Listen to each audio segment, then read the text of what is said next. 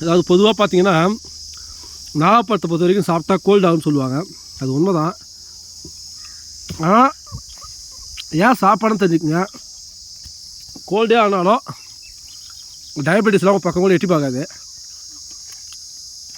அவ்வளோ anti accident இருக்குன்னு சொல்லுவாங்க. நல்ல நிறைய விஷயங்கள் நல்லா இருக்குது. நீங்கள் இன்னைக்கு கோல்டு பார்ப்பீங்க, கோல்டு வந்து போயிடும் அந்த டைமுக்கு. ஆனால் சக்கரைன்றதை எட்டி பார்க்காது.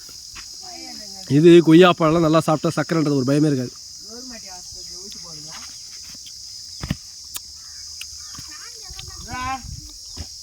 மழை பார்த்தீங்கன்னா எவ்வளோ அழகாக இருக்கு.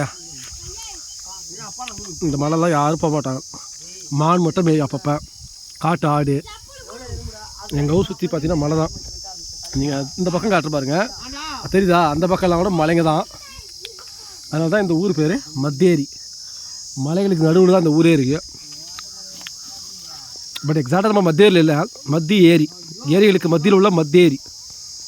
அங்கே பக்கத்தில் ஒரு 2 கிலோமீட்டர் தள்ளி இருக்க ரங்காபுரம். இங்கேருந்து பார்த்தீங்கன்னா மலையை ஒட்டி நிறைய கிராமங்கள். இந்த கிராமத்தில் தான் போய்ட்டு நாகப்பழம் பறிக்கிறது. ஒவ்வொரு சீசன் இங்கே நிறைய சீசன் இருக்குது. கொய்யாப்பழத்துக்கு ஒரு சீசனு, நாகப்பழத்துக்கு ஒரு சீசனு அப்படின்னு சொல்லிட்டு பறிக்க வேண்டியதான். அள்ளிப்பழத்தை தேடிலாம் பெரிய அதோ தெரியுது பார்த்தீங்கன்னா மலை, அந்த மலைக்கெல்லாம் போவாங்க அள்ளிப்பழத்தை தேடி. அது பெரிய ஒரு ட்ரெக்கிங் மாதிரி இருக்காது. நான் போயிருக்கேன் ஒரு தடவை. அந்த வீடியோ வந்து இருக்குது என் ஃபோனில். நான் ஒரு நாள் கண்டிப்பாக போடுறேன். அதை நான் 3-4 வருஷத்துக்கு முன்னாடி எடுத்தது. பெரிய வேட்டை அது. சரி வாங்க போகலாம்.